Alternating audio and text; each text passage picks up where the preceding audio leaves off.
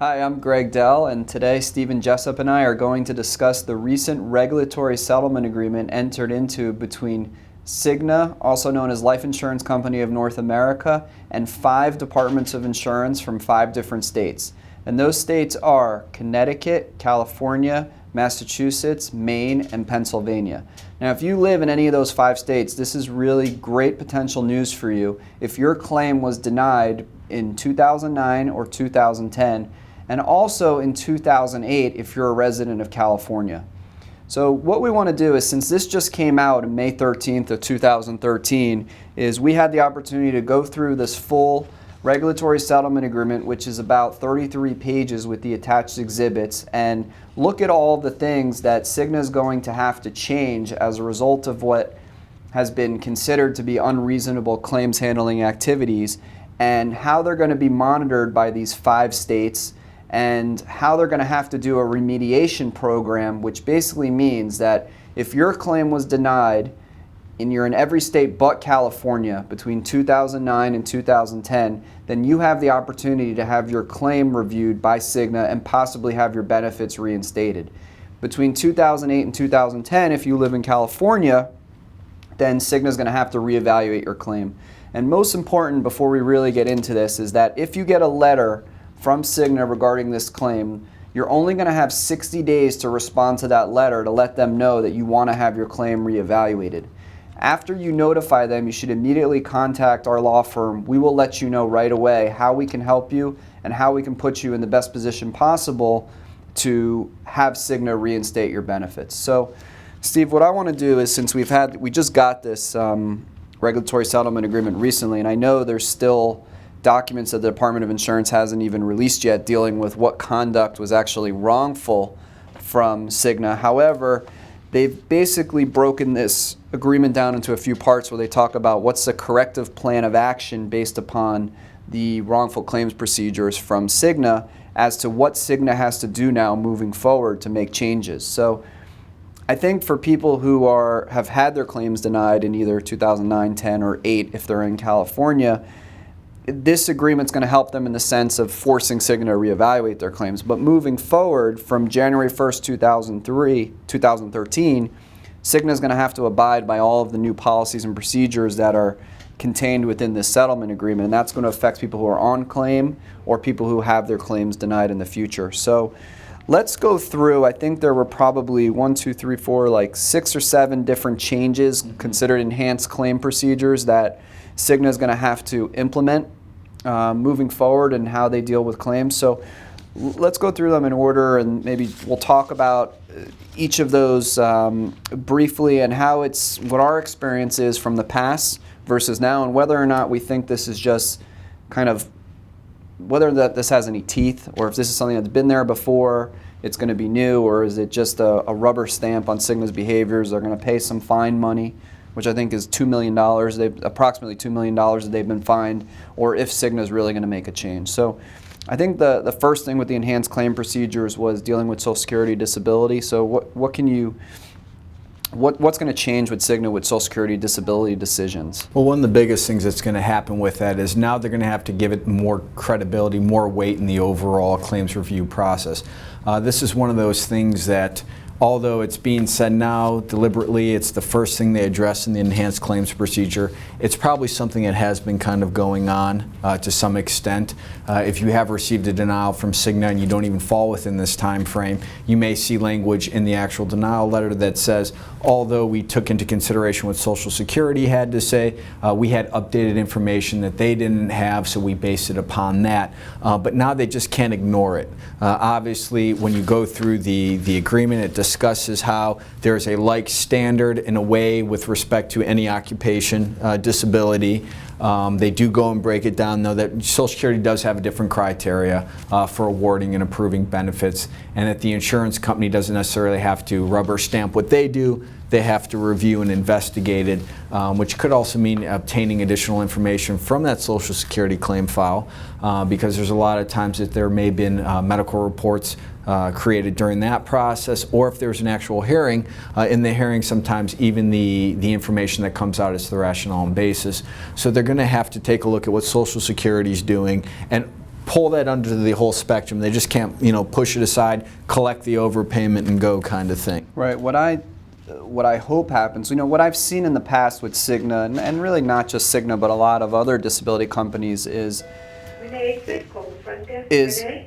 that we've considered your Social Security disability award, but their standards are different than ours, so we're not going to pay you.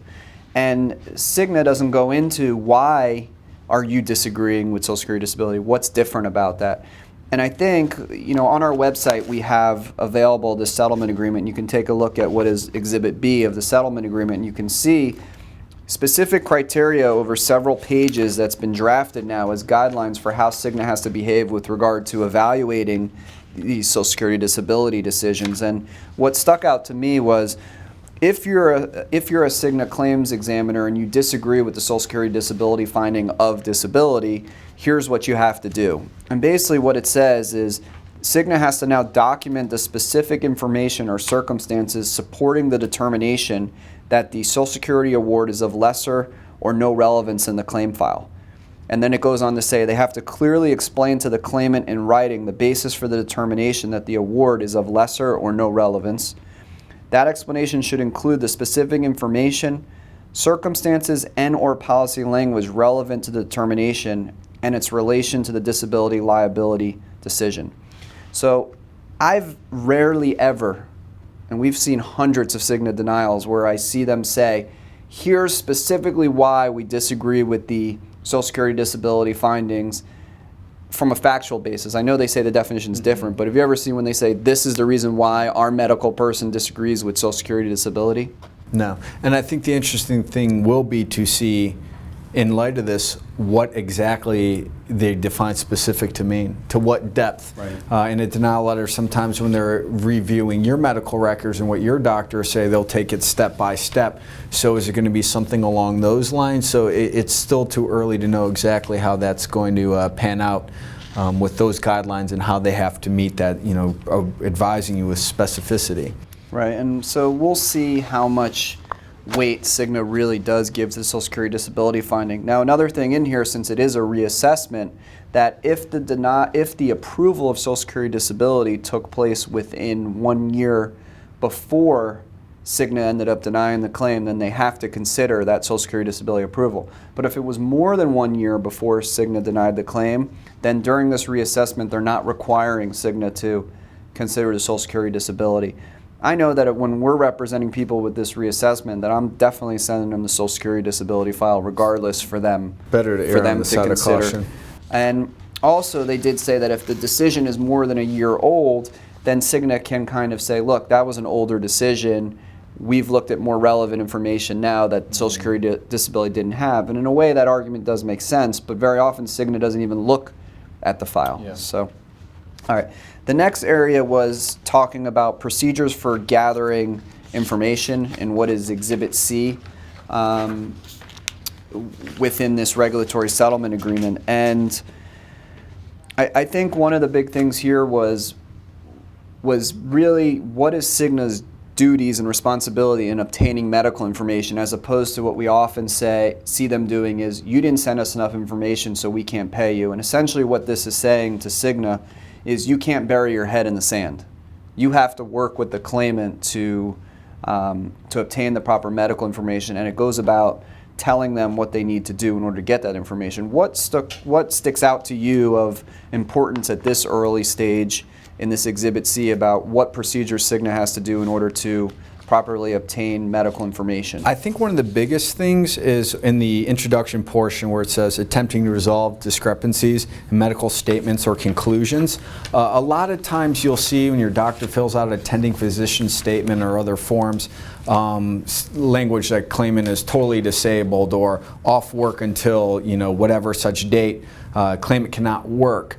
A lot of times, Cigna would just say, well, that's not sufficient proof to show that you can't do your job. So now when you're seeing these types of vague statements, it's triggering a follow-up from Cigna where they have to then reach back out to the treatment provider to get clarification to support why they're coming to these conclusions. So instead of just saying, you didn't provide us enough from what your doctor is saying, they now have a duty to go back to your doctor, your therapist, your treatment provider, and get more clarification notification. I think that's probably one of the biggest ones that I noticed. Right. I think what you're going to see now, and this makes it really important for claimants, even ones who are on claim now, is that Cigna really has an obligation through this agreement to reach back out to the treating physician. So they're going to be calling treating physicians or writing them letters, and if your treating physician is not responding to them, then you're gonna have a real hard time getting your claim approved, because now it looks like Cigna is really trying to find out what's going on, but your doctor's not cooperating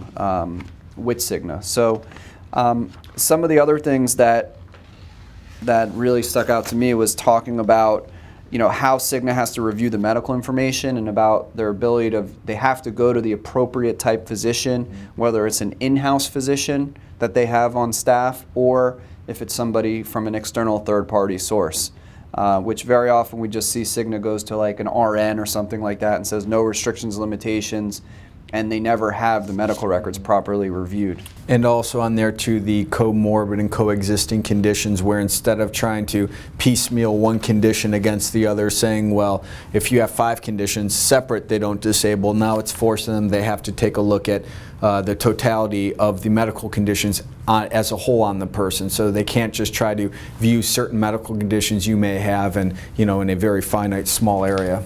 Right, so they're going to have to look at each and every single type of medical condition. How it can affect you as a whole. Right, and then they have a whole section here about whether it's non-disputed medical conditions or disputed medical conditions, and it states specifically how Cigna has to deal with this and how they always have to keep this line of communication very clear with the claimant so that the claimant knows what they need to do in order to satisfy their burden in order to get benefits paid. And for example, they even tell Cigna you have to cite findings from medical documentation in the claimant's own medical records or external examinations, not just say we don't find sufficient support. I really question Cigna's ability to end up complying with this and being able to do this because of the fact that they deal with such a high volume of claims. They have difficulty finding and paying qualified people to do this type of work. So I don't expect a tremendous amount to change, but I'm happy to at least see these departments of insurance are putting these guidelines on this company so that they're forced to act reasonably. And they've actually forced the umbrella of companies to hire new full-time employees, with experience. I think it was 8 to 10 years of experience to handle the overseeing of these new, implements into the claims review process. Right. I think another issue we'll just quickly touch on is that when we all know that they use external medical examiners for IME exams or functional capacity exams, and they're really documenting here how they have to use a third-party company to get these doctors, so that trying to get away from, they know they can always go to the same what we call hired gun, and this way they're using a third-party company. Candidly, what I still think happens is that they're going to go back to the same third-party company who uses the same doctors over and over again, and we've done that and gone through discovery where it turns out that this third-party supposed independent medical company uses the same doctor 150 times a year and negotiates a rate with them, where Cigna just says, well, we didn't know because we hired a third-party company. So I don't know how much teeth that's going to have, but at least we know Cigna's not going to be cherry-picking the doctor specifically that they want, other than to tell the third-party company, hey, get this doctor for us, or go back to the same doctor. So we'll really see what happens with that, but I don't think that's a big change compared to what Cigna was already doing.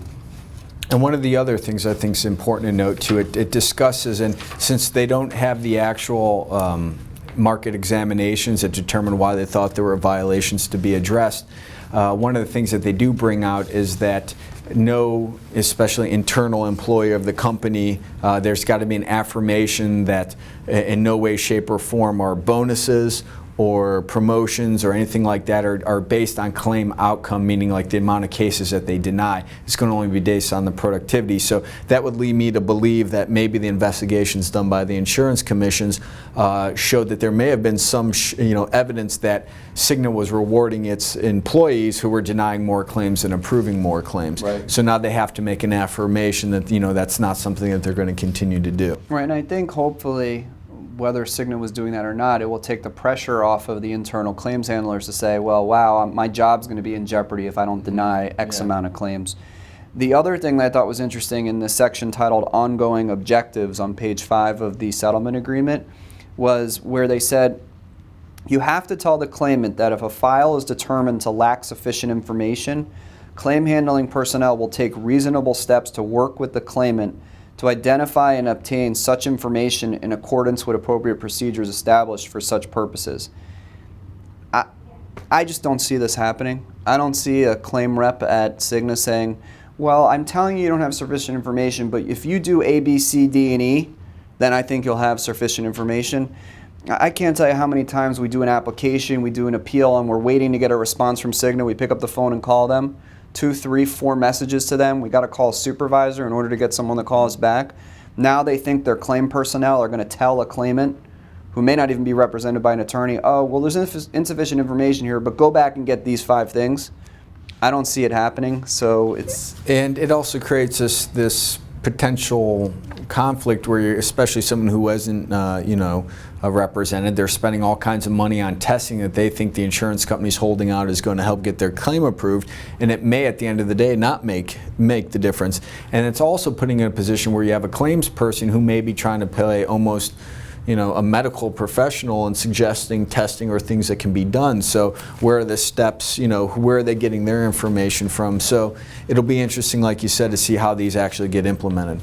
And on top of that, them complying with the ERISA time guidelines, because all of these claims are group policies, 90% of them probably governed by ERISA unless there's some kind of government employee. And so, within 45 days or 30 days, whatever the time deadlines are, saying, go out and do this, and then Cigna is going to make a timely decision. I don't see it happening, but I'm happy these guidelines are here because at least now us as attorneys can say to Cigna, you got to comply with these state guidelines. Another thing that's important that they're going to make Cigna do that we see a lot is they'll send records to a doctor, but they won't send any vocational evidence. So they'll tell the doctor, does this person have restrictions and limitations, and here is the medical records, but they don't tell them anything about what their job was and what they did. So the doctor's looking at it in a bubble. They have no idea, just for example, they don't know if a person is they work in a restaurant, just for example, or if they're a surgeon, what they're doing and how those restrictions and limitations affect them. It's no different than, say, for instance, you have a sedentary position as a financial advisor. A receptionist is also a sedentary position, and a lot of times what they would do, they would just send it to the reviewing doctor. Do you think, based upon the information, this person can perform a sedentary job, which does not speak to the actual duties of the occupation in any way, shape, or form? Yeah, so they say that the company must send medical, clinical, and vocational evidence, and it's very rare that I see that done. If they do it, great. It's going to be, it should help a lot of claimants get approved, because now the doctors will say, wait, there's no way that person who works in a restaurant could do that, or there's no way who that person who's a dentist could do that with that type of injury. If they don't know, then the doctor has no way to know what they're limiting the person from doing. So I never understood how Cigna or these companies could get away with that when the person making the decision on whether or not they're disabled has no idea what their occupation was. So those are a lot of the big changes, and I think we're going to see when the reports come out about what Cigna was doing wrong, about not considering appropriate medical information that was submitted to them, not reviewing Social Security disability, possibly using biased physicians. We're going to see a lot of that, and they're going to try, the departments of insurance are going to try to make that go away. But the big question I'd be asking if I was a claimant was, how is the Department of Insurance going to stay on top of these? On top of Cigna and stop them from doing this? And they put a lot of protocols in place, which I'm really happy to see, because it's been like the wild, wild west for Cigna and these other companies where they can just do what they want, and the only thing we can do as lawyers is sue them and get the courts to say stuff about them, which they do all the time, but that doesn't stop them. So here we know that there's going to be monitoring of Cigna for over a next 2-year period, and that they're going to be required to hire 10 additional employees to develop what's called a disability claim quality assessment team. And that team is going to be further supervised by what they're calling a management advisory group. And to show you how serious Cigna's taking this, or how much concern Cigna has over what the 5 departments of insurance are doing to them, the management advisory group, who's going to work in tandem with this disability claim quality assessment team, involves the vice president of disability operations for Cigna, their group claims counsel, which is their lawyer, the director of the entire long-term disability division, total quality management, and their director of policies and procedures. So what the departments of insurance are going to do for at least a 2-year period, they're going to require monthly reports from this disability claim quality assessment team to be sent to the Department of Insurance, And then every 3 months, they're going to require Cigna to send to departments of insurance, what have you done on the claim reassessments, how many have you reversed, and what are you doing with the policies and procedures, and they're going to be required to meet in person with the departments of insurance for this period of time. So it's great that they're going to have someone looking over their shoulders for the next couple months, or at least for the next 2 years. And then after that's all said and done, at the 2-year mark, they're going to reassess Cigna What they've done. to see what they've done, to see if now they can get out of this, being babied or babysitted on a monthly or quarterly basis, to see if they're complying with these new procedures. And I think one interesting thing to note, since going forward from January 1st, 2013, they have to make sure they're doing it by these. And like you discussed, the window that they're looking at, starting 2008, California, the other states, up to 2010, what happens with the cases from 2011, 2012? There's really no indication at this point. And I'm glad you brought that up, because it's frustrating. Why, and that's where I'm a little disappointed with this agreement. You entered an agreement in May of 2013. Why did you let Cigna get away with the claims from 11 and 12 in these states? And that's pretty sad. Why couldn't they go back and make them look at 11 and 12? They fast forwarded. So that must have been part of the negotiations, where we'll make these changes from January 1st, 2013 forward, but we're only going to let you look at 9 and 10. That doesn't make sense. Something happened. We'll never know what went on there, but it's not right. Another thing I'm hoping happens is that this is only 5 states. I'm hoping that the 45 other states get involved with this and make Cigna abide by this agreement, possibly fine them, because $2 million for Cigna, a company that's made hundreds of millions of dollars just last year, it's nothing. I mean, a $2 million fine is absolutely nothing to them, and these people don't have bad faith or punitive damage claims, so they've gone without payments. Cigna gets away with a $2 million fine. They have to do their job the right way now. I mean, what happened to Cigna? Yeah. And basically nothing. So if your claim has been denied, you have a Cigna claim, whether it was 2008, 9, or 10, 8 only if you're in California, 2009 and 10 if you're in Connecticut, Maine, Massachusetts, or Pennsylvania, or if you have an ongoing Cigna claim and you're just interested to know about this settlement and how it might affect your claim in the future, give us a call at any time. We're happy to offer you a free consultation. Also on our website at diattorney.com/Cigna settlement, you can find many articles that we will be writing about this, and constantly always updating information about Cigna and cases around the country. Again, I'm Greg Dell. This is Stephen Jessup. You can call any of our attorneys at any time. We'll let you know right away if we can help you, and we look forward to speaking with you.